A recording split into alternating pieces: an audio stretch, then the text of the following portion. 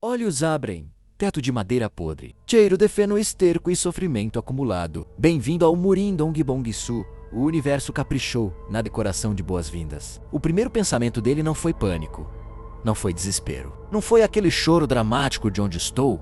O que aconteceu comigo que você viu em todo o Isekai que já existiu. O primeiro pensamento foi uma análise fria e metódica do ambiente, do corpo e da situação. Porque Dongbong-su não é o tipo de pessoa que entra em colapso. Ele é o tipo de pessoa que faz outras pessoas entrarem em colapso. Com calma, sistematicamente, enquanto observa com interesse científico, o corpo que ele ocupou era uma tragédia ambulante, com físico esquelético, com as costelas à mostra, os ombros estreitos, os membros finos como gravetos, com a aparência de alguém que conheceu fome de perto e não saiu vencedor desse encontro. Fandom pele pálida com veias visíveis e cicatrizes espalhadas, cabelo preto desgrenhado caindo sobre o rosto. O tipo de visual que no Murim grita chute aqui em todas as línguas clássicas.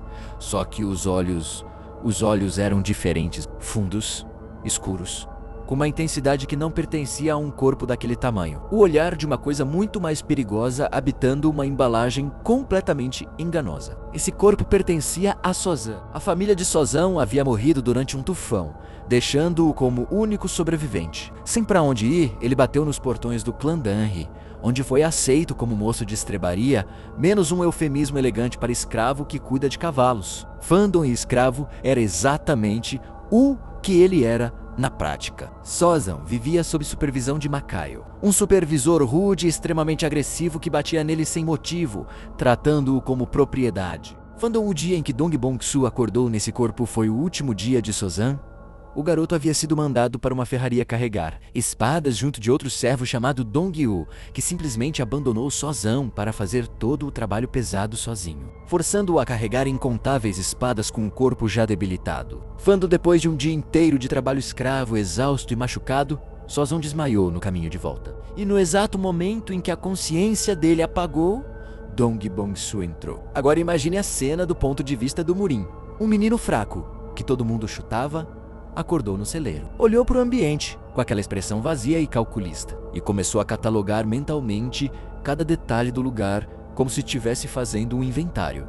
Sem chorar, sem tremer, sem chamar por alguém. Só aqueles olhos escuros varrendo cada canto com uma atenção que não cabia num servo de estrebaria. Dongbong-su não sentiu medo de ter morrido no mundo moderno, de estar num corpo novo, num mundo desconhecido, sem nenhum recurso.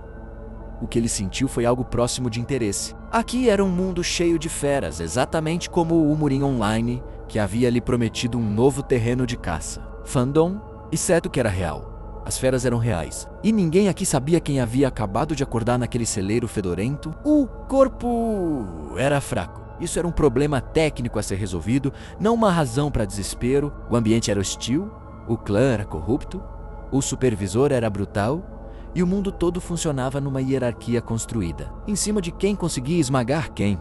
Perfeito, familiar, compreensível.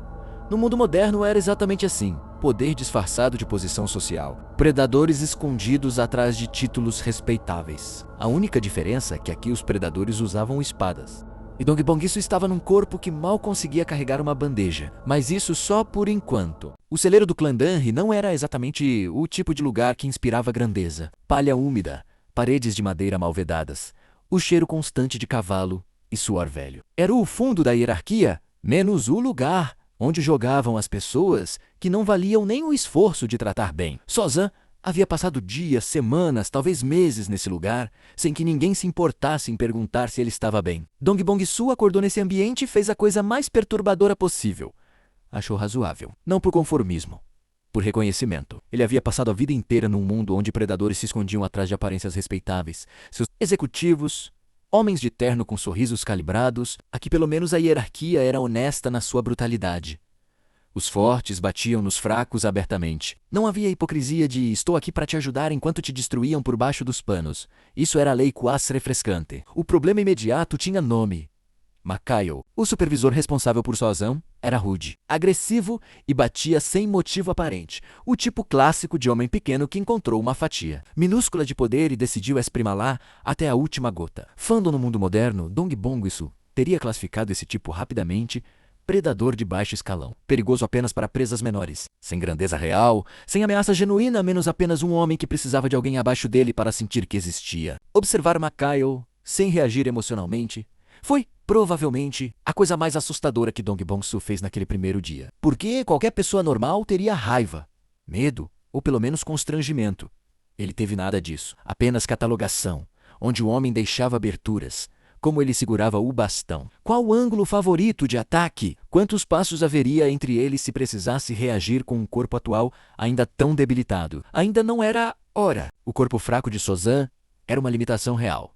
Não podia simplesmente agir como se fosse o mesmo. Dong Bong-su, que carregava cadáveres enormes com facilidade no mundo moderno. Esse corpo precisava de tempo, comida, recuperação, estratégia antes de força, paciência antes de ação. Coisas que psicopatas treinados dominam com perfeição assustadora. O episódio termina com Dong Bong-su ainda no celeiro. Ainda no papel de Sozan, ainda aparentemente inofensivo, um menino fraco com olhos que não combinam com o rosto. O clã Danri não sabe o que tem nos seus estábulos. Mikhail não sabe que a próxima vez que levantar o bastão pode ser a última decisão que toma sem consequência. O mundo todo do Murin, cheio de mestres grandiosos e guerreiros lendários e conspirações elaboradas, não tem a menor ideia de que o ser mais perigoso que já pisou nessa terra acabou de abrir os olhos num colchão de palha. E ele está de bom humor, porque finalmente encontrou um mundo à altura da sua fome.